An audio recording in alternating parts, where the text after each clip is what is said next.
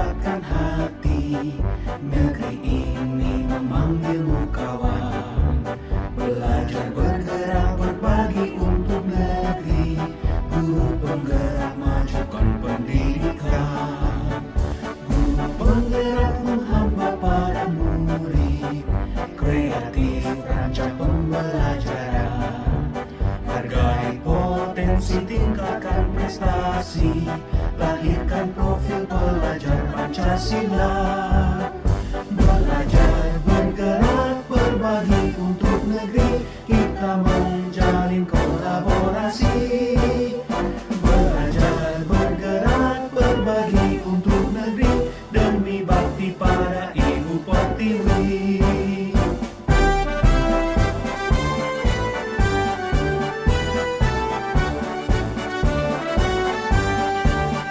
Bulatkan tekad, kuatkan hati. Negeri ini memanggilmu kawan. Belajar bergerak berbagi untuk negeri. Guru penggerak majukan pendidikan. Guru penggerak menghamba pada murid. Kreatif rancang pembelajaran. Hargai potensi, tingkatkan prestasi. Lahirkan profil pelajar. Kepada Allah Subhanahu wa Ta'ala yang telah memberikan taufik serta hidayah sehingga kita dapat melaksanakan kegiatan diseminasi konsep implementasi budaya positif di SMP Negeri 3 Grabat. Assalamualaikum warahmatullahi wabarakatuh. Bismillah, alhamdulillah, wa syukurillah, la haula wa la quwwata illa billah, wa ba'du. Yang kami hormati calon guru penggerak Bu Nur Isnaini dan Bu Puji. Yang kami hormati Bapak. Demikian yang saya sampaikan, kurang lebihnya mohon maaf. Saya akhiri, assalamualaikum warahmatullahi wabarakatuh. Terima kasih kepada Bapak Sunyadi selaku wakil kepala sekolah yang sudah memberikan sambutan. Acara berikutnya yaitu acara inti oleh narasumber kepada Bu Nur Isnaini dan Bu Puji. Bismillahirrahmanirrahim. Assalamualaikum warahmatullahi wabarakatuh. Alhamdulillahirabbil alamin. Assalatu wassalamu ala asrofil anbiya'i wal mursalin wa ala alihi wa sahbihi ajmain, amma ba'du. Rabbi sholli sholli wa yassir li amri wahlul 'uqdatam min lisani yafqahu. Yang terhormat Bapak Kepala Sekolah yang saat ini diwakili oleh beliau Bapak Sumiati, Bapak Ibu Guru SMP Negeri 3 Grabat yang berbahagia, karyawan karyawati SMP Negeri 3 Grabat. Alhamdulillah, puji syukur kita panjatkan kehadirat Allah yang Subhanahu wa Ta'ala, yang mana pada kesempatan siang hari ini kita mampu berkumpul dalam keadaan sehat walafiat tanpa ada halangan suatu apapun. Yang pertama, di sini sebelumnya saya pastinya memohon izin karena sudah berani berbicara di depan Bapak Ibu yang tentunya sudah senior semua daripada saya. Di sini saya dan Bu Puji hanya menjalankan tugas dari serangkaian kegiatan guru penggerak angkatan 4 Kabupaten Magelang ini.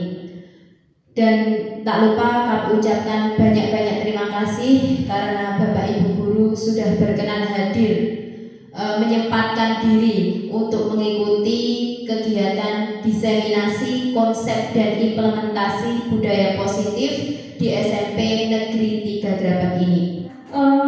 Bosan mendengarkan atau bagaimana, Bu? Masih semangat?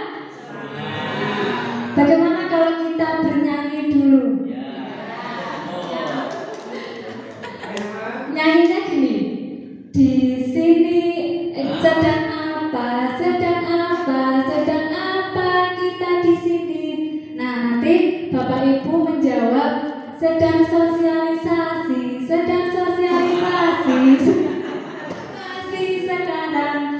Sekarang nanti saya bilang sekarang sosialisasi apa sekarang? Sosialisasi guru penggerak gitu. Nanti ketika saya mengucapkan merdeka belajar. Paham Bapak Ibu?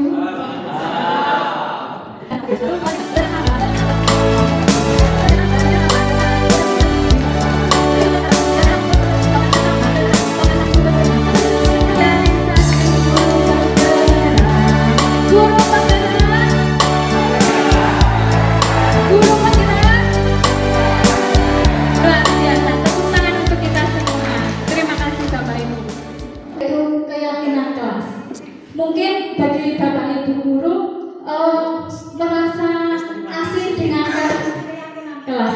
Padahal keyakinan kelas itu hampir mirip dengan tata tertib yang ada di setiap sekolah. Nah, tetapi dalam keyakinan kelas itu ada nilai-nilai kebajikan yang diterima secara universal, lepas dari latar belakang budaya, bahasa, suku bangsa maupun agama. Kemudian dalam keyakinan kelas itu ada keadilan, kehormatan, peduli, integritas, kejujuran, pelayanan, keamanan, kesabaran, tanggung jawab, mandiri, berprinsip, keselamatan, kesehatan, dan masih banyak nilai-nilai kebajikan universal lainnya. Jadi Bapak Ibu, keyakinan kelas itu dibuat di dalam kelas bersama anak-anak, dan yang membuat keyakinan kelas tersebut anak-anak.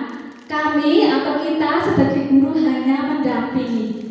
Nah, kenapa kok keyakinan kelas bukan peraturan kelas? Yang pertama, keyakinan kelas bersifat lebih abstrak daripada peraturan yang lebih rinci dan konkret. Kemudian yang kedua, keyakinan kelas berupa pernyataan-pernyataan universal yang dibuat oleh siswa. Yang ketiga, pernyataan keyakinan kelas senantiasa dibuat dalam bentuk positif. Jadi dalam kalimat keyakinan kelas yang ada hanya kalimat positif. Biasanya kan kalau di peraturan atau tata tertib itu kan disertai sanksi seperti itu. Nah, kemudian keyakinan kelas hendaknya tidak terlalu banyak sehingga mudah diingat dan dipahami oleh semua warga di kelas tersebut. Keyakinan kelas sebaiknya sesuatu yang dapat diterapkan. Semua warga kelas hendaknya ikut berkontribusi dalam pembuatan keyakinan kelas lewat kegiatan curah pendapat. Kemudian tindak lanjutnya, semua siswa dan guru bersedia meninjau kembali keyakinan kelas dari waktu ke waktu. Apakah keyakinan yang kita buat sudah efektif, atau ketika keyakinan tersebut sudah efektif bisa diganti ke keyakinan kelas atau kalimat yang positif lainnya. Untuk keyakinan kelas ini sudah saya terapkan juga sama dengan Bu Nur. Kebetulan saya menerapkan di kelas 8. Mungkin ada Bapak Ibu guru yang pernah membaca keyakinan kelas yang sudah saya buat. Di situ memang kalimat-kalimat yang dibuat oleh siswa. Salah satunya ketika meminjam barang milik teman itu harus izin. Kemudian ketika pembelajaran tidak main HP sendiri, karena kita melihat di masa pandemi ini kita belum bisa lepas dari HP pembelajarannya. Kemudian prosedur pembentukan keyakinan kelas mempersilahkan murid-murid di kelas untuk bercurah pendapat tentang peraturan yang perlu disepakati di kelas. Jadi pembuatan keyakinan kelas itu tidak hanya siswa yang sering ngomong saja, tetapi siswa yang pendiam pun ikut memberikan pendapatnya. Mencatat semua masukan para siswa, kemudian menyusun bersama-sama keyakinan kelas sesuai prosedur pembentukan kelas. Nah, ini ada contoh untuk kalimat negatif. Jangan berlari di kelas atau di koridor. Kalimat positifnya bisa diganti dengan berjalanlah di kelas atau di koridor. Karena ketika kita memberikan sebuah kalimat negatif kepada anak terutama, itu yang ada anak memasukkan kalimat tersebut dan itu akan menjadi mindset, itu akan menjadi sugesti bahwa oh berarti misal ya Bapak Ibu, kamu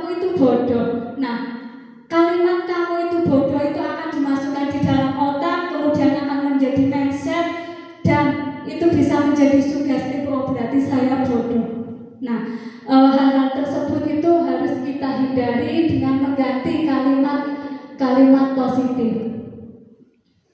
Next, Bu. Sudah. Lanjut. Masih ada. Prosedur yang selanjutnya, nah ini 5 kebutuhan dasar. Poin yang memerlukan penekanan di modul 1.4 yaitu budaya positif. Ada 5 kebutuhan dasar manusia, bahwa pada dasarnya semua manusia itu memiliki kebutuhan. Nah, ini ada 5 kebutuhan dasar. Seluruh tindakan manusia memiliki tujuan tertentu. Semua yang kita lakukan adalah usaha terbaik kita untuk mendapatkan apa yang kita inginkan. Ketika kita mendapatkan apa yang kita inginkan, sebetulnya saat itu kita sedang memenuhi satu atau lebih dari satu kebutuhan dasar kita. Yang pertama yaitu kebutuhan untuk bertahan hidup. Yang kedua, cinta dan kasih sayang. Kemudian kebebasan, kesenangan dan kekuasaan. Tidak hanya Bapak Ibu guru, tetapi siswa kita, para peserta didik kita juga itu memiliki 5 kebutuhan dasar tersebut. Contoh, misalkan ada sebuah kasus, ada seorang siswa yang datang terlambat. Nah, kemudian setelah kita bertanya, kenapa datang terlambat? Siswa itu mengelak. Nah, kita bisa melihat kebutuhan apa yang siswa tersebut, kebutuhan apa yang siswa tersebut inginkan. Ketika mengelak, kemudian siswa tersebut memberikan berbagai macam alasan, bisa jadi siswa kita membutuhkan kebutuhan cinta dan kasih sayang, atau mungkin kebutuhan atas penguasaan, ingin diakui, saya terlambat itu seperti ini Bu, gitu. Next Bu. Ada 5 posisi kontrol guru. Ini mungkin tidak asing bagi kita semua sebagai seorang pengajar. Yang pertama itu ada penghukum. Seorang penghukum bisa menggunakan hukuman fisik maupun verbal. Orang-orang yang menjalankan posisi penghukum mengatakan sekolah perlu sistem atau alat yang dapat lebih menekankan murid-murid lebih dalam lagi. Kemudian yang kedua ada pembuat orang bersalah.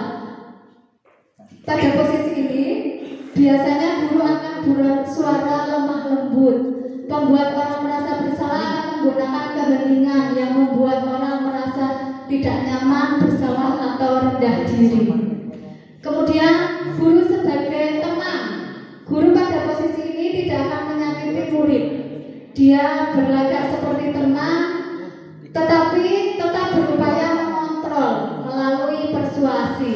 Posisi teman pada guru bisa negatif atau positif. Biasanya guru di posisi teman menggunakan hubungan baik dan humor untuk mempengaruhi siswa. Kemudian yang keempat, monitor atau pemantau. Monitor itu berarti mengawasi. Jadi posisi guru di sini itu mengawasi, bertanggung jawab perilaku orang yang diawasi. Jadi kita terus mengawasi siswa kita. Nah, posisi yang terakhir ini yang diharapkan oleh kita semua sebagai seorang guru, itu kita harus berposisi sebagai manajer, yaitu posisi mentor, di mana guru berbuat sesuatu bersama siswa atau kolaborasi dengan siswa, mempersilahkan siswa mempertanggungjawabkan perilakunya, mendukung siswa agar dapat menemukan solusi atas permasalahannya sendiri. Ini nanti ada di segitiga restitusi. Nah ini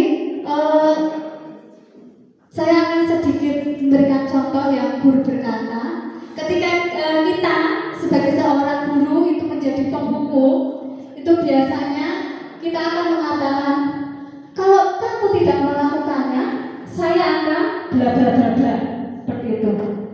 Kemudian ketika kita sebagai guru, pembuat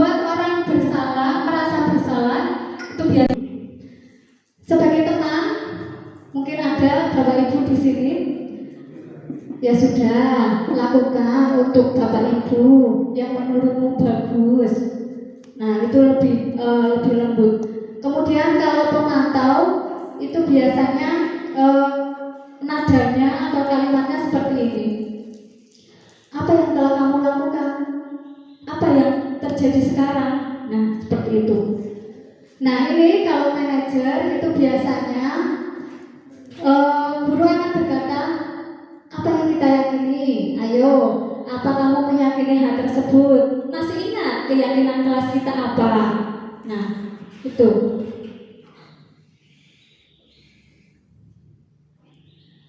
Hasilnya dari kelima posisi kontrol guru, ketika kita sebagai penghukum, biasanya siswa akan memberontak menjadi seorang pendendam, kemudian menyalahkan orang lain.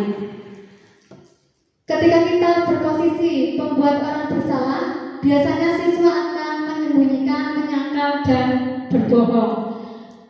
Sebagai teman, siswa akan ketergantungan dengan kita karena saking akrabe terus ketergantungan. Kemudian posisi selanjutnya yaitu pemantau, menyesuaikan bila diawasi. Nek diawasi aku mah disiplin, nek ora yo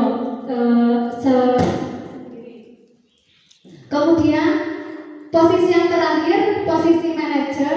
Ini posisi manajer itu biasanya akan bisa menguatkan karakter atau karakter baik pada siswa kita.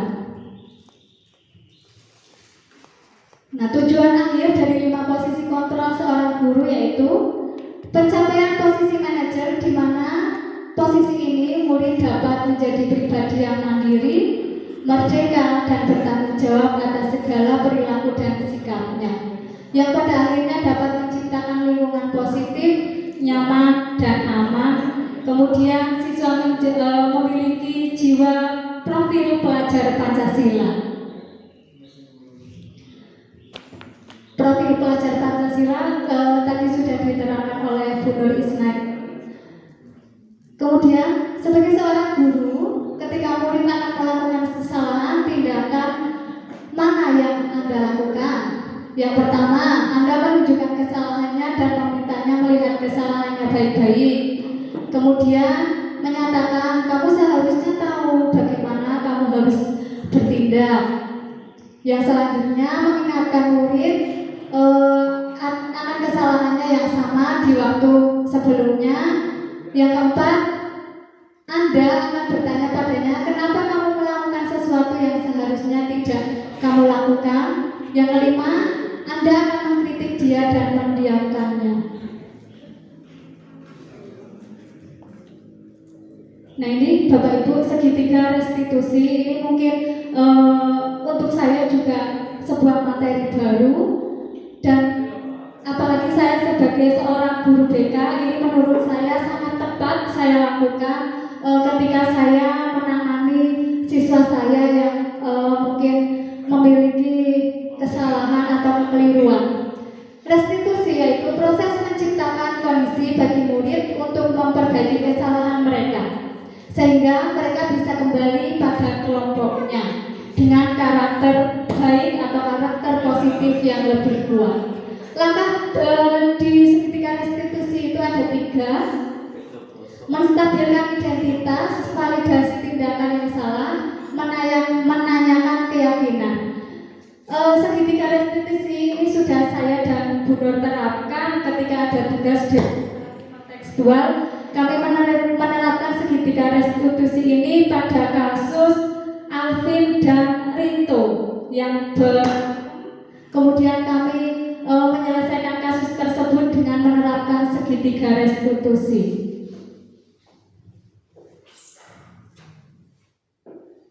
Next, Bu. Terima kasih.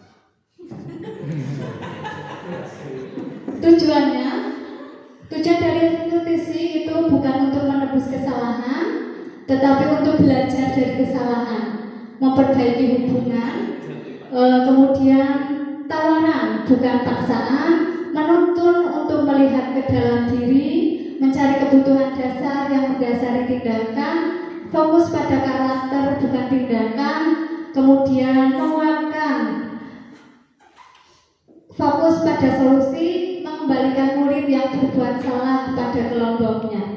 Jadi dalam segitiga restitusi ini, ketika kita menyelesaikan sebuah kasus dengan siswa, itu siswa ditawarkan, kamu sudah mengetahui apa tindakan kamu, apa kesalahan kamu, kemudian silakan setelah ini untuk memperbaiki apa yang telah kamu perbuat, bagaimana. Nah, nanti siswa yang berselisih paham itu akan mencari sendiri solusinya.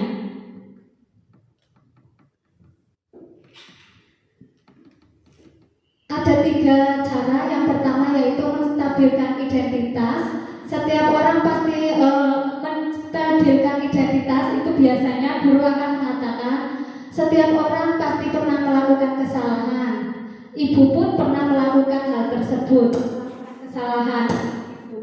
Kamu bukan satu-satunya yang pernah melakukan ini. Jadi tujuannya ketika kita menggunakan restitusi tersebut, menstabilkan identitas siswa menjadi lebih percaya diri. Jadi kita tidak menyalahkan, wah salah, ini kayak gitu. Tapi kita menstabilkan dulu, menstabilkan identitas mereka. Kemudian yang kedua, validasi tindakan yang salah. Nah, di sini kita menanyakan alasan kenapa kamu melakukan hal tersebut. Kemudian, bukankah ada cara lain untuk menyelesaikan rasa sakit hati kamu? Nah, seperti itu contohnya. Kemudian yang terakhir yaitu menanyakan keyakinan. Sudah membuat keyakinan kelas, kemudian ternyata mereka berselisih paham, kita ingatkan kembali keyakinan kelas yang sudah dibuat. Harapannya ketika mereka mengingat kembali keyakinan kelas, mereka dapat bertindak sesuai dengan budaya positif yang diterapkan di keyakinan kelas tersebut.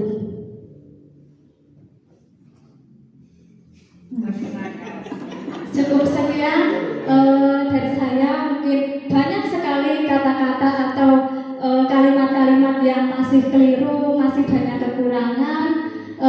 Saya akhiri. Terima kasih. Wassalamualaikum warahmatullahi wabarakatuh. Langsung saja, ini merupakan rangkaian kegiatan dari guru penggerak yang mana nantinya akan ada 4 modul yang kami pelajari, dan dari semua modul ini nanti kami memiliki kewajiban untuk memberikan pengimbasan. Intinya menggerakkan Bapak Ibu semua yang ada di sekolah kita tercinta SMP Negeri 3 Grabak ini. Jadi ini baru tahap awal. Nanti bakal ada kegiatan-kegiatan pengimbasan selanjutnya. Dalam modul 1.4 ini materi awal yang kita pelajari adalah tentang dasar pemikiran Ki Hajar Dewantara. Jadi sebenarnya konsep-konsep pemikiran Ki Hajar Dewantara ini sudah sering dilakukan oleh Bapak Ibu guru semua. Hanya saja mungkin ini suatu terobosan baru dari Menteri Pendidikan kita Pak Nadiem Makarim, bahwasanya Ki Hajar Dewantara itu mengatakan pendidikan itu sejatinya adalah menuntun. Jadi nilai-nilai positif dari Ki Hajar Dewantara ini saya simpulkan ada 6 hal. Yang pertama, pendidikan merupakan atau pendidikan adalah menuntun. Kemudian pendidikan adalah memerdekakan. Yang ketiga, sesuai dengan kodrat anak. Yang ketiga, anti tabula rasa. Yang kelima, berkaitan dengan budi pekerti. Dan yang terakhir adalah menghamba pada anak. Ya, istilahnya memang menghamba. Jadi di sini pendidikan adalah menuntun. Ki Hajar Dewantara mengatakan bahwa menuntun segala kodrat yang ada pada anak-anak agar mereka dapat mencapai keselamatan dan kebahagiaan yang setinggi-tingginya, baik sebagai manusia maupun sebagai anggota masyarakat. Karena goal akhir atau tujuan akhir dari proses pendidikan ini adalah anak-anak mampu terjun di dunia masyarakat. Kemudian dalam hal ini guru hanya menuntun apa yang sudah ada potensi dalam diri anak itu, guru tinggal mengarahkan saja. Kemudian pemikiran yang kedua adalah memerdekakan. Saat belajar anak merdeka lahir dan batinnya. Anak bebas menentukan sendiri sesuai dengan yang mereka senangi atas kegiatan yang ada, namun tetap mengacu pada tuntunan. Jadi sebenarnya kita tidak boleh memaksa anak untuk melakukan sesuatu sesuai dengan keinginan kita. Itu kalau menurut Ki Hajar Dewantara. Sebenarnya saya yakin Bapak Ibu itu sudah melaksanakannya. Indonesia kemarin-kemarin mungkin untuk melahirkan pemikiran-pemikiran seperti ini mengacu pada tokoh-tokoh besar dunia. Mereka lupa bahwasanya Indonesia sendiri memiliki seorang tokoh besar, yaitu Ki Hajar Dewantara, yang sudah menerapkan pemikiran-pemikiran positif ini sejak tahun 1922, zaman kolonial Belanda. Dan sekarang ini mulai digembor-gemborkan lagi oleh Menteri Pendidikan kita. Kemudian ketika kita mendidik anak, kita juga harus memperhatikan yang namanya kodrat anak. Jadi kodrat anak itu ada dua, yaitu kodrat zaman dengan kodrat alam. Kodrat alam ini maksudnya anak-anak itu sejak lahir mereka sudah memiliki bakat potensi masing-masing. Jadi mereka lahir itu sudah punya keunikan sendiri-sendiri. Kita sebagai guru itu dilarang untuk memaksa anak untuk jadi si A, memaksa anak untuk jadi si B, karena mereka unik sejak lahir. Kemudian sesuai dengan kodrat zaman, anak-anak kita di SMP negeri ini masuk ke dalam generasi Y. Karena ketika mereka lahir itu mereka sudah dekat atau sudah dikenalkan, bahkan sudah mahir dengan yang namanya teknologi. Jadi mau tidak mau Bapak Ibu guru itu tidak boleh dengan yang namanya anti perubahan. Jadi semuanya Bapak Ibu guru itu harus welcome dengan perubahan. Kita juga harus sadar bahwasanya anak-anak zaman sekarang itu sudah dekat sekali dengan yang namanya sosial media. Bahkan ada Instagram, kemudian TikTok, Facebook. Mungkin di setiap pembelajaran atau di beberapa materi bisa kita menyampaikan dengan melakukan pendekatan terhadap apa yang sekarang sedang digandrungi oleh anak-anak. Kemudian anti tabula rasa. Mungkin kalau zaman dahulu kebanyakan berpendapat bahwa anak itu ibaratnya merupakan sebuah kertas kosong, dan kita sebagai pendidik itu tugasnya adalah memberikan tulisan di dalam kertas kosong tersebut. Terserah kita mau menuliskan apa.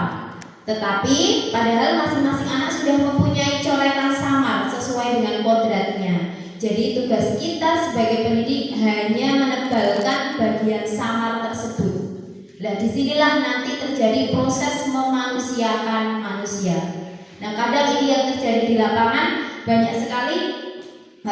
Itu diri saya sendiri saja kadang itu sering menginginkan anak itu sesuai dengan apa yang kita mau. Ternyata selama ini pemikiran saya itu benar-benar salah. Kemudian pemikiran positif Ki Hajar Dewantara selanjutnya di dalam proses pendidikan ini adalah membentuk sebuah budi pekerti. Budi pekerti berupa cipta, pikiran, rasa, perasaan, karsa, dan kemauan. Pekerti berupa tenaga. Kesemuanya ini harus diintegrasikan. Kemudian yang terakhir adalah menghamba pada anak. Bilang mereka lahir di antara tahun, kalau generasi Z itu menghamba istilahnya termasih tabu. Masa Bapak Ibu guru menghamba terhadap anak? Tapi di sini yang ingin disampaikan adalah bahwa ketika kita mendidik anak, ketika kita mengajar anak itu kita tidak mengharapkan apa-apa.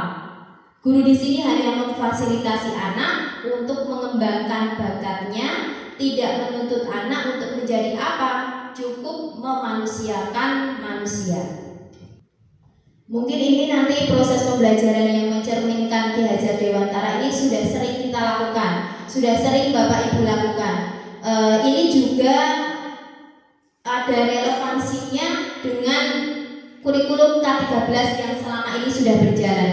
Bahwasanya pembelajaran itu harus student center learning. Jadi semuanya itu berpusat pada murid. Jadi sekarang misalkan guru banyak berbicara terus di depan kelas itu dikatakan di sini bahwa sudah tidak relevan. Jadi di sini benar-benar memaksimalkan potensi-potensi anak diajak untuk berpikir kritis, anak diajak untuk menemukan masalah, dan anak diajak untuk benar-benar mandiri dalam menyelesaikan masalah. Kemudian di sini anak itu merupakan subjek sekaligus objek. Jadi guru benar-benar hanya sebagai fasilitator saja. Dan yang terpenting di sini dalam proses pembelajaran yang mencerminkan Ki Hajar Dewantara adalah semboyan yang mungkin sudah familiar. Ing ngarsa tulodo, ing madya mangunkarsa, tutpuri handayani. Jadi diharapkan nantinya di depan Bapak Ibu guru itu ketika akan memberikan pendidikan kepada anak, itu yang terpenting adalah di sini keteladanan. Jadi bagaimana anak mau bersikap baik ketika Bapak Ibu guru sendiri itu belum bersikap baik. Kemudian di tengah nantinya tidak bosan untuk selalu memberikan dorongan, memberikan motivasi, dan yang terakhir di sini memberikan semangat. Ini salah satu quote dari Ki Hajar Dewantara, di mana ada kemerdekaan, di situ harus ada disiplin yang kuat. Sungguh disiplin itu bersifat self disiplin, yaitu kita sendiri mewajibkan dengan sekeras-kerasnya, dan peraturan yang sedemikian itu harus ada di dalam suasana yang merdeka.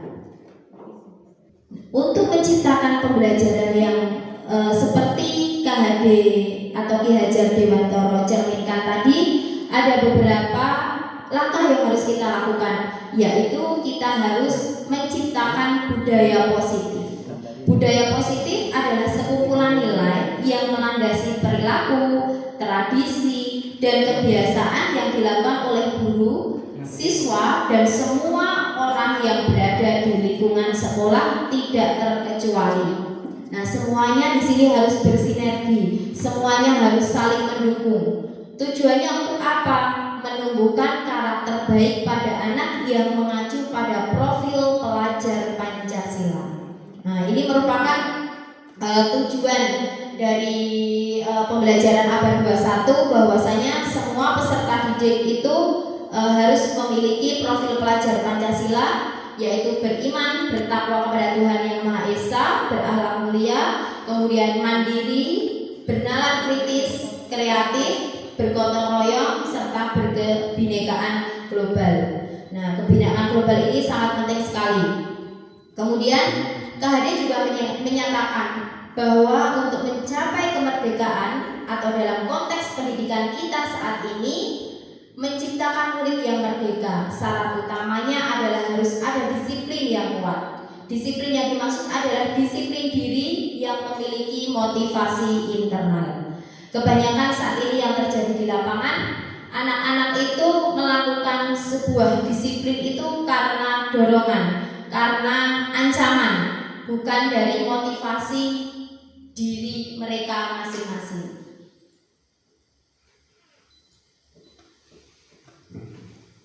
Mungkin Bapak Ibu guru dan saya awal pun beranggapan bahwa disiplin itu bertujuan untuk mengontrol. Mengontrol di sini yang dikontrol adalah murid. Paradigma yang beredar itu bahwa guru mengontrol murid. Pada dasarnya kita tidak dapat memaksa murid untuk berbuat sesuatu jika murid tersebut memilih untuk tidak melakukannya. Walaupun tampaknya kita sedang mengontrol perilaku murid tersebut. Hal ini karena murid tersebut sudah mengizinkan dirinya dikontrol. Saat itu bentuk kontrol guru menjadi kebutuhan dasar yang dipilih murid tersebut. Teori kontrol menyatakan bahwa semua perilaku memiliki tujuan, bahkan terhadap perilaku yang tidak disukai. Kemudian ilusi bahwa semua muatan positif efektif dan bermanfaat. Ilusi bahwa kritik dan membuat orang merasa bersalah dapat menguatkan karakter. Ilusi bahwa orang dewasa memiliki hak untuk memaksa. Ini banyak sekali terjadi bahwa anak-anak itu harus ikut apa maunya kita. Ada sebuah kata-kata dari Stephen R. Covey, bila kita ingin membuat kemajuan, perlahan-lahan, sedikit-sedikit, ubahlah sikap atau perilaku Anda. Namun bila kita ingin memperbaiki cara-cara utama kita, maka kita perlu mengubah kerangka acuan kita.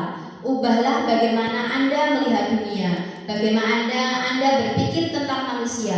Ubahlah paradigma Anda, skema pemahaman dan penjelasan aspek-aspek tertentu tentang realitas. Biasanya kita berpikir bahwa kebutuhan kita itu sama, tetapi ternyata kebutuhan kita itu berbeda. Semua orang melihat hal yang sama, setiap orang memiliki gambaran yang berbeda. Kita mencoba mengubah orang agar berpandangan sama dengan kita. Kita berusaha memahami pandangan orang lain tentang dunia. Perilaku buruk dilihat dari suatu kesalahan. Semua perilaku memiliki tujuan. Orang lain bisa mengontrol kita. Nyatanya hanya kita yang bisa mengontrol diri kita sendiri. Saya bisa mengontrol orang lain. Anda tidak bisa mengontrol orang lain. Pemaksaan ada pada saat bujukan gagal. Kolaborasi dan konsensus menciptakan pilihan-pilihan baru. Model berpikir menang atau kalah.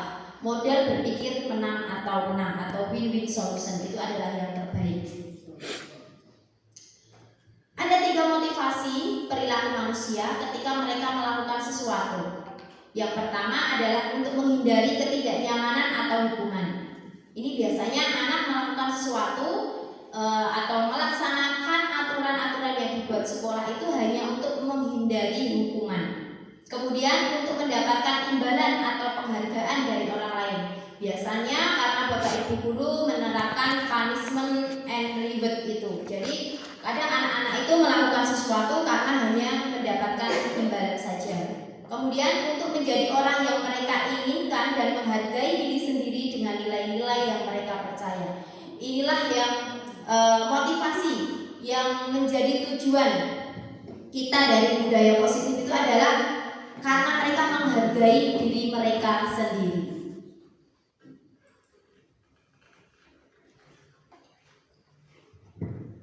Di dalam slide dipaparkan bahwa disiplin dan disiplin positif itu berbeda.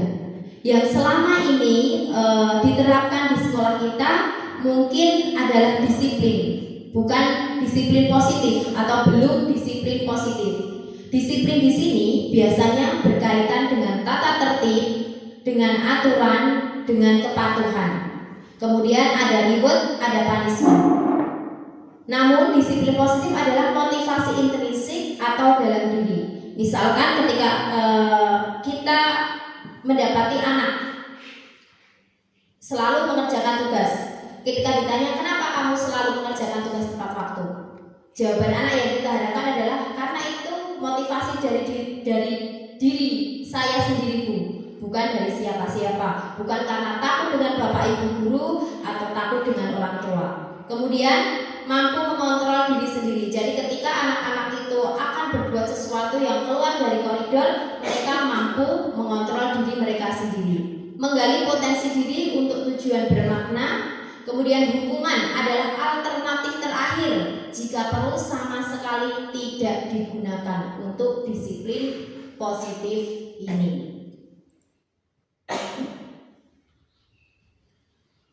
Nah, di sini ada beberapa strategi yang bisa digunakan untuk menumbuhkan disiplin diri pada anak. Yaitu yang pertama, menyusun keyakinan kelas. Di sini bertujuan siswa lebih tergerak dan bersemangat untuk menjalankan keyakinan daripada sekedar rangkaian aturan. Kemarin ini sudah saya coba di beberapa kelas, yaitu di kelas 7, kelas 8, dan kelas 9.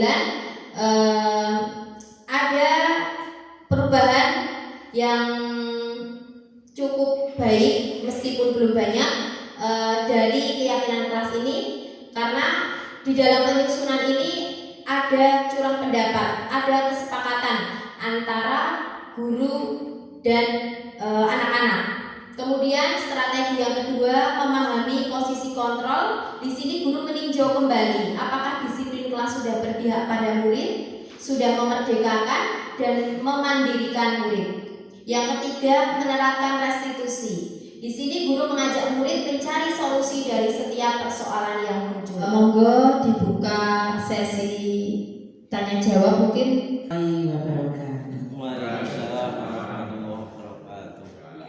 Saya ucapkan terima kasih atas waktu yang diberikan kepada saya untuk memberikan tanggapan dulu ya. Yang pertama, saya sangat senang sekali kepada Ibu Nur dan Bu Puji yang telah memaparkan dengan bagus sekali, dengan tenang, mantap. Itu saya sangat senang. Terakhir itu yang disampaikan oleh Ibu Puji itu masalah restitusi. Saya juga punya pengalaman anak yang telat masuk kelas. Apakah nanti termasuk atau bukan ya Bu, saya kurang tahu. Masuk benar telat masuk dengan perannya tanpa merasa berdosa. Ya, saya kan jadi guru seperti saya ini tidak ada. Kemudian sebelum dia masuk itu sudah saya tanda tangannya dengan kak nomornya. Tolong anak-anak yang kosong kursinya ini dicatat. Benar, ada 6 siswa. Setelah masuk ini kan yang 6 kemarin kok sudah duduk tenang di sini, saya ikut, saya sama. Iya Bu, saya sudah sudah insaf saya Bu.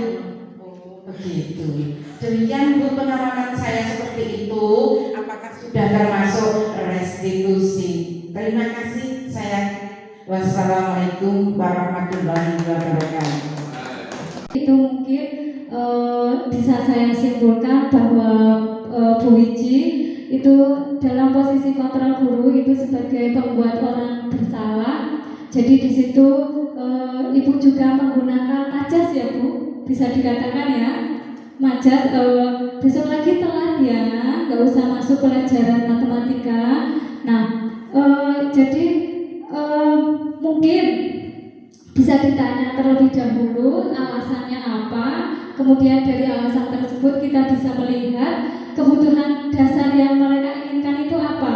Apa mungkin ya Bu karena sarapannya kesiangan, atau mungkin motornya kebanan atau bagaimana. Nah, setelah kita mengetahui kebutuhan dasar tersebut, mungkin dari posisi sebagai pembuat orang bersalah kita bisa mengganti sebagai posisi manajer, di mana mencari solusi bersama dengan siswa. Seperti itu. Mungkin bisa ditambahkan Bu Nur. Tadi perlu dilakukan, Bu Puji juga sudah mengatakan bahwa di sini kita perlu menstabilkan identitas terlebih dahulu. Jadi di sini anak ditanya, atau ibarat kata kalau orang bahasa Jawa itu dibombong dulu, digedek ke atine. Nah, biar sebenarnya pikiran mereka itu biar terbuka. Jadi kita tadi bisa mengatakan bahwa setiap orang pernah melakukan kesalahan, atau bisa dibilang biar zaman aku nom ya koyo ngono kok cah. Saya yakin Bapak Ibu guru punya trik-trik khusus atau trik-trik sendiri dalam menerapkan restitusi ini. Mungkin seperti itu tambahan dari saya. Terima kasih banyak tanggapan dari Bu Wiji yang memotivasi kami untuk lebih bersemangat lagi dalam menjalani pendidikan guru penggerak ini. Pada anak, untuk menanamkan disiplin positif pada anak. Yang saya juga pernah mendapatkan ilmu itu ketika di kesiswaan di dinas, tidak boleh mempermalukan anak itu di hadapan umum, apalagi dipanggil di kantor, dipermalukan dan lain sebagainya. Ini sebetulnya sangat anti, sangat tidak boleh. Tapi kadang-kadang kita mohon maaf lepas kontrol. Ada yang dipanggil ke kantor kemudian disenangi bareng-bareng, dipermalukan. Dan kadang saya malah sok ngikut arus. Nah, ini bagaimana kesepakatan kita supaya sama-sama ada satu kesepakatan, jangan lagi untuk mempermalukan anak. Untuk yang mana di situ ketika kita membuat kesepakatan kelas tersebut ibaratnya dari anak untuk anak, karena selama ini yang terjadi mungkin tidak hanya di sekolah kita, hampir di semua sekolah itu peraturan itu yang membuat adalah bapak ibu guru. Jadi anak tidak tahu dibuatkan peraturan mungkin istilahnya, kemudian anak harus menaatinya. Nah, setelah kita mengetahui ilmu ini, mungkin cara-cara tersebut bisa kita ubah pelan-pelan. Jadi di sini lebih kepada keyakinan, nilai-nilai positif yang ditumbuhkan kepada anak. Mungkin begitu. Terima kasih. Mungkin itu saja, ya.